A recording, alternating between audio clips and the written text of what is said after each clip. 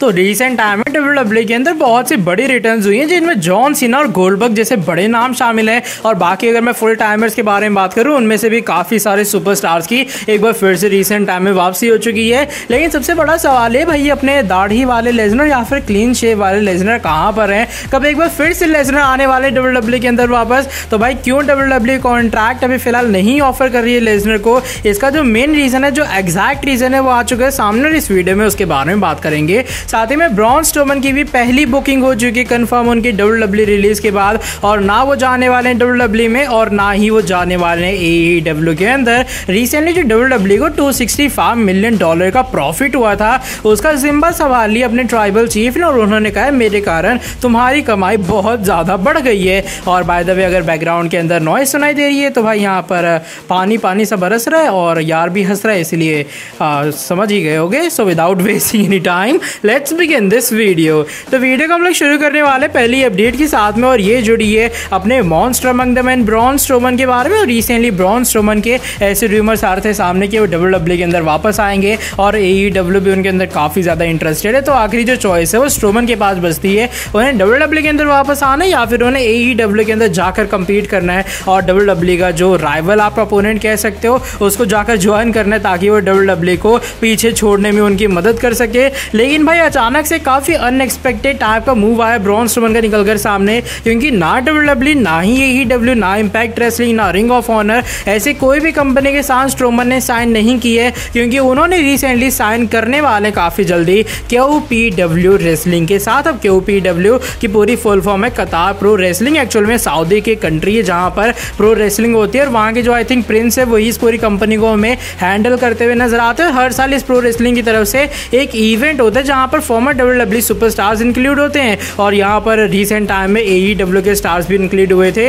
इसका पूरा नाम है सुपर स्लैम करके, और इस ईयर उसका 3rd एडिशन होने वाला है। और भाई यहाँ पर लूचा लिब्रे ऑनलाइन की तरफ से एक बहुत ही बड़ी न्यूज़ आती है सामने, और वो ये बात को रिवील करते हुए फिलहाल जो ब्रॉन स्ट्रोमन है वो क्यूपीडब्ल्यू के साथ बातचीत करने में लगे हैं कि नेक्स्ट ईयर आकर वो उनकी कंपनी के अंदर हमें रेसल करते हुए नजर आए। जो पूरी अपडेट है उसका स्क्रीनशॉट आप लोग देख पा रहे होगे। और भाई यहाँ पर ब्रॉन स्ट्रोमन को ब्रॉन स्ट्रोमन नेम के साथ साइन नहीं किया गया, क्योंकि उनका जो ट्रेडमार्क है वो डब्ल्यूडब्ल्यूई के पास है। उनको साइन किया गया एडम श्री के नाम से, और भाई वो आएंगे इवेंट के अंदर जो कि सुपर स्लैम 3 होगा। ये नेक्स्ट ईयर वैसे होने वाले, next year I think 26 Feb के आसपास है। और भाई ये बात यहाँ पर रिवील होती है कि अभी फिलहाल जो ब्रॉन स्ट्रोमन है अपने डब्ल्यूडब्ल्यूई रिलीज के बाद ही उनकी ऑफिशियल पहली बुकिंग होने वाली है। और पहले काफ़ी सारे नेगोशिएशंस हुए ब्रॉन स्ट्रोमन के बीच में और जो वहाँ के प्रेसिडेंट है क्यूपीडब्ल्यू कंपनी के, उनके बीच में। लेकिन फाइनली जो दोनों पार्टीज हैं वो इस बात से एग्री कर गई कि दोनों जो एक साथ हमें साइन करते हुए नजर आएंगे। और अभी फिलहाल जो डेट आई है सामने, या फिर कह लो जो मंथ आया सामने, वो सितंबर 2021 का आया है कि भाई सितंबर 2021 के अंदर जो ब्रॉन स्ट्रोमन है वो हमें क्यूपीडब्ल्यू के साथ अपने जो कॉन्ट्रैक्ट है वो ऑफिशियल साइन करते हुए नजर आएंगे।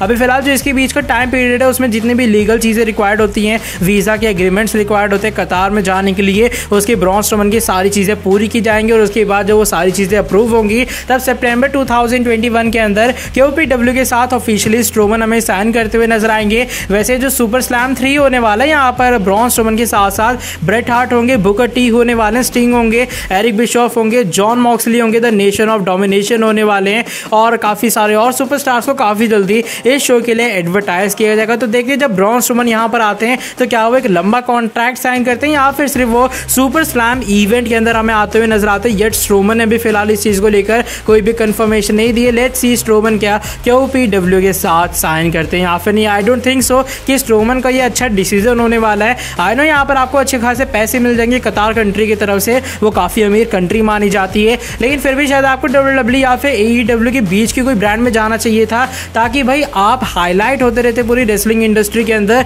लेकिन लेट्स सी स्ट्रोमन का जो मूव है वो उनका फाइनल मूव होने वाला है, और होप करूंगा उनके बेहतर फ्यूचर के लिए। नेक्स्ट अपडेट की तरफ लेकिन अब हम लोग बढ़ लेते हैं, और ये जुड़ी है अपने tribal chief, head of the table, current universal champion Roman Reigns के बारे में। अब जो लोग चैनल पर एक्टिव हो, ये बात तो पता होगी कि जब डब्ल्यूडब्ल्यूई ने आज से कुछ दिन पहले अपने अर्निंग कॉल पूरी रिवील की थी कि भाई उन्हें अभी फिलहाल कितना फायदा हुआ पिछले पूरे क्वार्टर के अंदर, तो यहाँ पर ये बात रिवील हुई थी उन्हें 265 मिलियन का फायदा हुआ है। यहाँ पर डॉलर्स की मैं बात कर रहा हूँ, चिल्लड़ की नहीं, क्योंकि भाई यहाँ पर डब्ल्यूडब्ल्यूई एक बहुत बड़ी कंपनी है ऑफ कोर्स, और यहाँ पर यूट्यूब वगैरह को मिला के जो टिकट सेलिंग है उसको मिला के डब्ल्यूडब्ल्यूई को करीबन $265 मिलियन का फायदा हुआ है, जो कि पिछले क्वार्टर के मुकाबले $45 मिलियन ज़्यादा जाता है। और होता है कि रिसेंटली WWE का जो पब्लिक रिलेशन वाला ट्विटर अकाउंट है वो हमें एक जिसको ट्वीट करता हुआ नजर आता है कि भैया WWE की जो पूरी अर्निंग रिपोर्ट है ये वो आपके सामने रही। उसका स्क्रीनशॉट आप लोग अपनी स्क्रीन के सामने देख पा रहे होगे और यहाँ पर वो पोस्ट करते हैं साथ में रोमन रेंस की फोटो कि भाई जो अर्निंग कॉल है वो रिवील हो चुकी है। आप लोग जाकर देख सकते हैं कि WWE को करीबन $265.6 मिलियन का फायदा हुआ है। और इस चीज को लेकर फाइनली जो रोमन रेंस है वो अपना रिएक्शन भी देते रिसेंटली अपने ऑफिशियल ट्विटर अकाउंट के थ्रू। उसका स्क्रीनशॉट आप लोग अपने स्क्रीन के सामने देख पा रहे होगे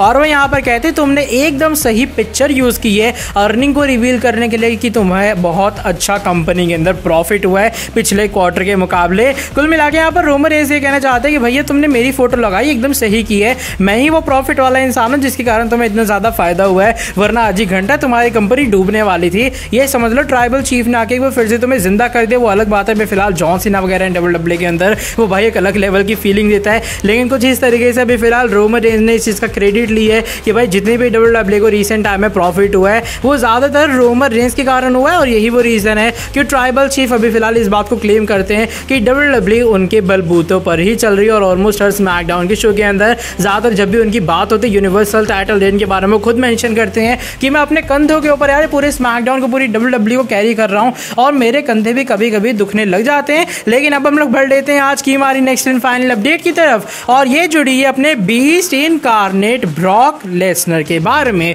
और जैसा मैंने कहा WWE के अंदर रिसेंट टाइम के अंदर बहुत सी रिटर्न्स हुई है, लेकिन सबसे बड़ा सवाल है भैया लेसनर कहाँ है। हम लोग चाह रहे थे कि समर स्लैम के अंदर लेसनर आए, लैशली वर्सेस लेसनर हो, क्योंकि दूसरी तरफ यूनिवर्सल टाइटल पिक्चर में John Cena versus Roman Reigns का मैच हो रहा है। लेकिन क्यों लेसनर वापस नहीं आए, WWE ने लेसनर को न्यू कॉन्ट्रैक्ट क्यों ऑफर नहीं किया, इसका जो रीजन है रिसेंटली आ चुका है सामने FW4 ऑनलाइन की तरफ से। और वो ये बात रिवील करते हैं फिलहाल WWE के बीच में और लेसनर के बीच में किसी भी टाइप का नेगोशिएशन नहीं हुआ, यानी कि ऐसा नहीं हुआ कि भाई WWE ने कॉन्ट्रैक्ट ऑफर किया और लेसनर ने कहा नहीं भाई मुझे और भी ज्यादा पैसे चाहिए और अगर और ज्यादा पैसे दोगे तो आके मैं रेसल कर लूंगा, वरना आज ही घंटा भाई मैं तुम्हारी कंपनी के अंदर वापस नहीं आने वाला। तो ऐसी कोई भी चीज नहीं है, कोई भी नेगोशिएशन नहीं हुआ लेसनर और WWE के बीच में। सारी जो सिचुएशन है पूरी तरीके से स्टेबल है। अब WWE का मानना यहाँ पर यह कि भाई अभी फिलहाल एक सही टाइम नहीं आया, एक स्मार्ट टाइम नहीं आया है लेसनर की एक बार फिर से वापसी का। अब देखो WWE का यहाँ पर अभी फिलहाल माइंडसेट कुछ इस तरीके से है कि मान लो जॉन सीना गोल्डबर्ग अभी फिलहाल WWE के अंदर है,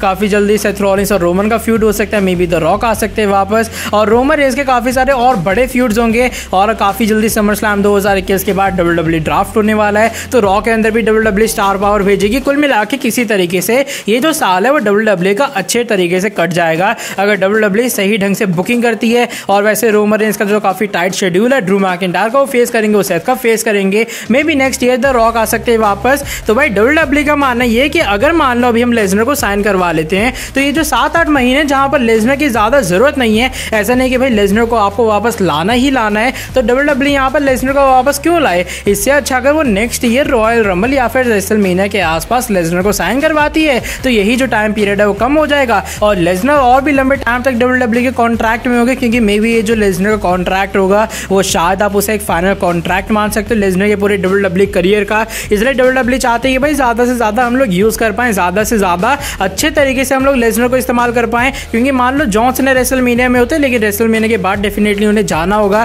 क्योंकि अभी फिलहाल वो आए फिर रेसलमेनिया में आएंगे या फिर रॉयल रंबल में आएंगे और एक बार फिर से उन्हें WWE को लीव करके जाना पड़ेगा। द रॉक की बात रहती है अगर वो नेक्स्ट ईयर रेसलमेनिया में आ भी जाते हैं तो उन्हें भी डेफिनेटली लीव करना पड़ेगा। गोल्डबर्ग के 2 मैचेस होते हैं, मे बी 2 से ज्यादा हो सकते हैं अगर WWE चाहे उनका जो कॉन्ट्रैक्ट है उनके जो पैसे और भी ज्यादा बढ़ा दे। लेकिन फिर भी भैया आप गोल्डबर्ग को कब तक घसीटने वाले, उसको बेचारे को घसीटा आराम तो नहीं बना दोगे। तो इसलिए WWE का ये मानना है कि उन्हें रेसलमेनिया के बाद या फिर रेसलमेनिया में लेसनर की रिटर्न करवाए ताकि वो उस टाइम WWE के एक बड़ा स्टार पावर बन जाए। तो ये कुछ अभी फिलहाल मेंटालिटी, ये भी कुछ अभी फिलहाल माइंड सेट है WWE का कि जब ज्यादा फायदा हो तब लेसनर को वापस बुलवाओ। अभी फिलहाल ज्यादा कुछ जरूरत नहीं है WWE के अंदर ब्रॉक लेसनर की, क्योंकि ऑलरेडी जॉन सीना गोल्डबर्ग जैसे बड़े नाम WWE के अंदर है और इनफैक्ट रोमन रेंस तो कमाल और धमाल दूसरी तरफ कर ही रहे हैं, अपने लैशली भी किसी से कम नहीं है। तो ये भी फिलहाल वो रीजन है क्यों WWE ने अभी तक लेसनर को कॉन्ट्रैक्ट क्यों ऑफर नहीं किया है। आई होप करता हूँ आपको ये वाली वीडियो पसंद आई होगी, सारी चीजें आपको समझ आ गई होंगी। अगर आपको पसंद आई है आप लोग नीचे वीडियो को लाइक कर सकते हो, वीडियो को लाइक करने के साथ आप लोग सब्सक्राइब कर दो, चैनल को बेल नोटिफिकेशन को ऑन कर दो ताकि आगे भी आपको चैनल के ऊपर कुछ ऐसी इंटरेस्टिंग कमाल के नॉबी फ्रेश अपडेट जानने को मिलती रहे। बाकी मैं नेक्स्ट वीडियो के अंदर आके आपसे काफी जल्दी मिलता हूँ। Till then bye bye, take care.